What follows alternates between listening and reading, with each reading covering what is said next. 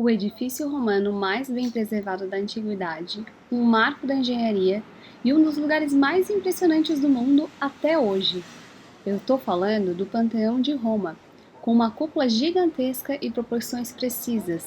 Ele atravessou quase 2000 anos quase intacto. Mas tem um detalhe: ele era mesmo um templo para todos os deuses?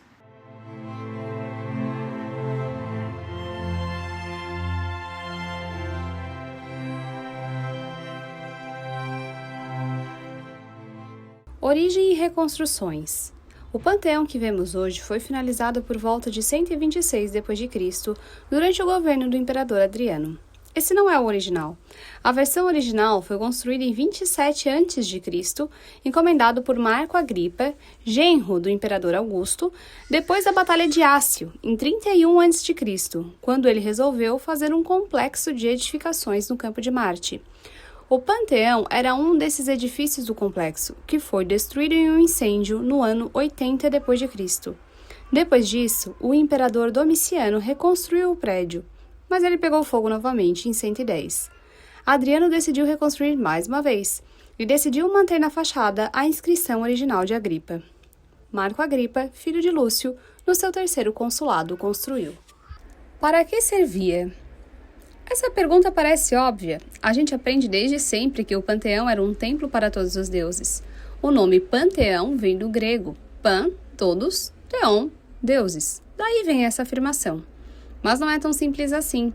Essa interpretação, apesar de parecer consolidada, está longe de ser consenso. O primeiro relato escrito que temos sobre a obra é do senador e historiador Dio Cassius, que escreveu cerca de 75 anos depois da reconstrução. Agripa completou a construção do edifício chamado de Panteão.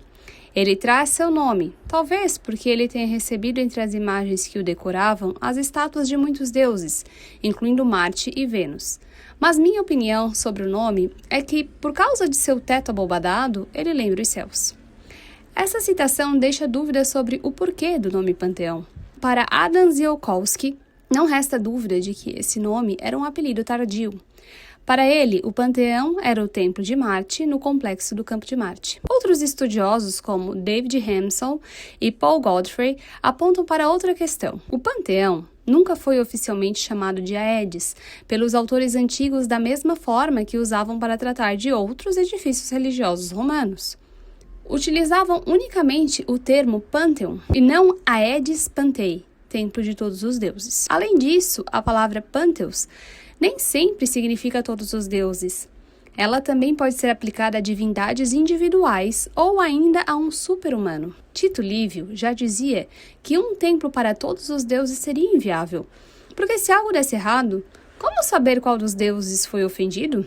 Então, o que era o panteão? Algumas hipóteses sugerem um espaço ligado ao culto do imperador, um local cerimonial, uma representação simbólica do cosmos, ou seja, o verdadeiro propósito do panteão continua desconhecido. Transformação e sobrevivência.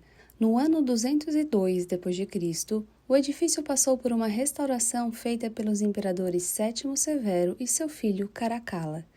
Eles adicionaram uma nova inscrição na arquitrave, quase invisível hoje, mas a grande virada aconteceu em 609. O imperador bizantino Focas entregou o panteão ao Papa Bonifácio IV, que a transformou na igreja de Santa Maria dos Mártires. Foram levados 28 carregamentos de relíquias das catacumbas de Roma até o altar principal. Essa conversão foi crucial. Enquanto muitos monumentos romanos foram destruídos ao longo do tempo, o panteão continuou sendo utilizado, o que faz com que ele seja bem preservado até hoje. Nem tudo foi preservado. Mesmo assim, ele não escapou completamente de danos. Em 663, as telhas de bronze que cobriam a cúpula foram removidas por ordem do imperador Constante II e levadas para Constantinopla. Ao longo dos séculos, mármores externos foram removidos, elementos de bronze foram retirados e até peças acabaram em museus, como capitéis de suas colunas no Museu Britânico. No século XVII, o Papa Urbano VIII, que pertencia à família Barberini, mandou retirar o bronze do teto do pórtico. Esse material foi derretido, em grande parte, para uso militar. mas uma pequena parcela desse bronze foi usada por Bernini no baldaquino da Basílica de São Pedro. Na época, surgiu uma frase satírica famosa: "O que os bárbaros não fizeram, os Barberini fizeram". E como se não bastasse, Urbano ainda mandou construir 2 campanários ao lado do frontão, apelidadas de orelha de burro. Elas só foram removidas no final do século XIX. A engenharia impressionante. Agora a parte mais fascinante, o projeto.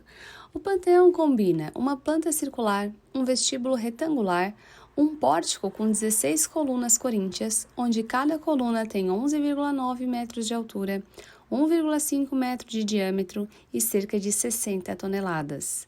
Seus revestimentos de mármore foram trazidos do Egito. Foram navegando pelo Rio Nilo, pelo Mediterrâneo e pelo Rio Tibre antes de serem arrastadas por cerca de 700 metros até o local da construção. Mas nada se compara à cúpula. Ela tem 43,44 metros de diâmetro, exatamente a mesma medida da altura do chão até o óculo. Isso cria uma esfera perfeita dentro do edifício. E o mais impressionante, ela foi construída em concreto, sem nenhuma armação metálica. Até hoje é a maior cúpula de concreto não armado do mundo. O peso total chega a cerca de 4.535 toneladas. Para evitar o colapso, os romanos usaram uma solução engenhosa.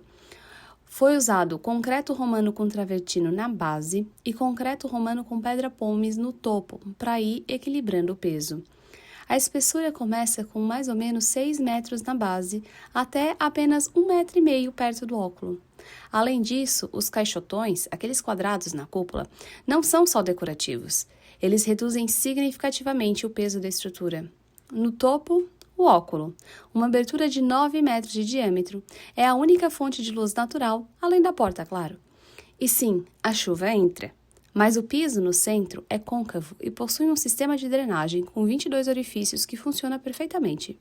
Inclusive, o pavimento é original. A porta de bronze, apesar de ter sido modificada no século XVI, dizem ser a original. Mas adivinhem, também não há consenso quanto a essa informação. Simbolismo. Muita gente acredita que o interior do Panteão representa o cosmos e que Adriano projetou o edifício como um relógio solar. A luz entra pelo óculo e se move ao longo do dia, criando efeitos impressionantes. No dia 21 de abril, o sol do meio-dia se enquadra perfeitamente à porta, celebrando o aniversário e a grandeza de Roma. Influência na história.